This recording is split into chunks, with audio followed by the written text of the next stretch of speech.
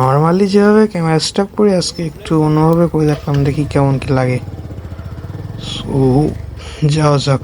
আর এর মতো আজকে যে রাস্তা থেকে ভিডিও করতেছি, রাস্তা তো রাস্তা না, এটা একদম পাস্তা।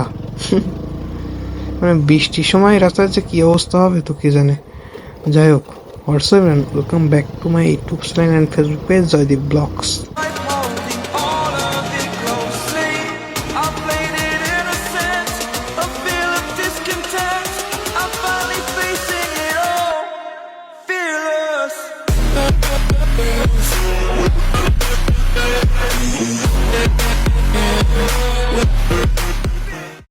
আমার মনে হয় যে বাইক সার্ভিসিং সেন্টারের যারা মিস্ত্রিরা আছেন ওনারা মেবি এই রাস্তার কন্ট্রাক্টরদেরকে বলেছে যে এখন রাস্তা ঠিক করতে হবে না, তোমরা কিছুদিন পরে ঠিক করো, তার আগে আমরা কিছু টাকা পয়সা কামাই নিই। তো এই রাস্তায় যদি এমন রাস্তা যদি বাইক চালানো হয় তাহলে বাইকের অবস্থা তো মানে 1 মাসের মধ্যে কাজ শেষ। এটা মূলত হচ্ছে পাটালিকোটা রাস্তা, আর আমাদের বাসা থেকে পাটালিকোটা এই 9 কিলো মতো।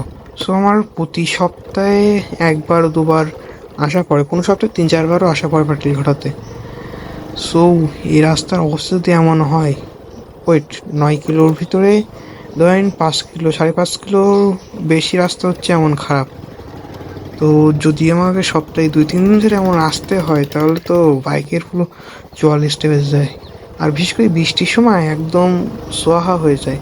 মানে বাইক যদি পরিষ্কার করা থাকে, বাইক লাল বাইক সাদা হয়ে যায় ধুলো ময়লা প্লাস বৃষ্টির সময় কাদা ইত্যাদিতে। এইসব গাড্ডাগুলো বড় বড় সাগর মহাসাগর হয়ে যায়।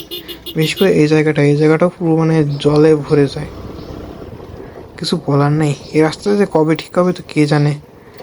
আর এমনি তো এই পাশের রাস্তা বাদ দিয়ে ওই পাশে, মানে এই পাশে 5.5 কিলো রাস্তা, ওই পাশে 4 কিলো 4.5 কিলো মতো এমন রাস্তা। তা ওই পাশের রাস্তা যখন ভালো থাকে তখন এই পাশের রাস্তা পুরো 12টা বেজে যায়, এবং এই পাশের রাস্তা যখন ভালো থাকে এবং ওই পাশের রাস্তাটা 12টা বেজে যায়। আগে এইটা ভালো ছিল, এখন ওইটা ভালো আছে আর কি। সো আমি ছোটোবেলা থেকে দেখতেছি যে হয় ওইটা ভালো থাকে নাহলে এইটা ভালো থাকে, দুটোর মধ্যে একটা। তাই এরা যদি এই মানে একবারে এই 9 কিলো 9.5 কিলো রাস্তা যদি একবারে মানে ভালো করে দেয় তাই এদের কী হয় তা কে জানে।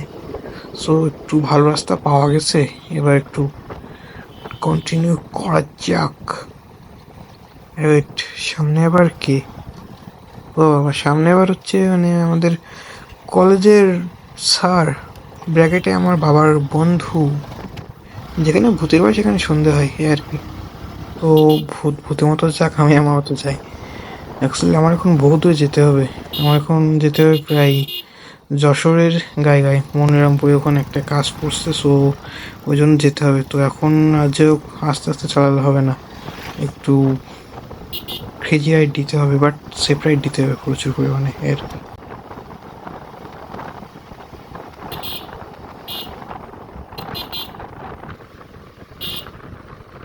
ও সামনে কে? সামনে আবার সানি লিওন ভাইয়া, তুই সানি ভাইয়া। তো বড় ভাই বোনের সাথে একটু প্যাক করি, তারপর আবার আসতেছি। 2000 years later. সানি বড় ভাই অ্যাকচুয়ালি ও যায় মামা বাড়িতে। সো যাই হোক, সামনে ভালো রাস্তা পেয়ে গেছি। অনেক সাধনার ফলে আমি ভালো রাস্তা পেয়েছি। সো এবার একটু কন্টিনিউ করা যাক, মানে একটু পাগলামি করা যাক।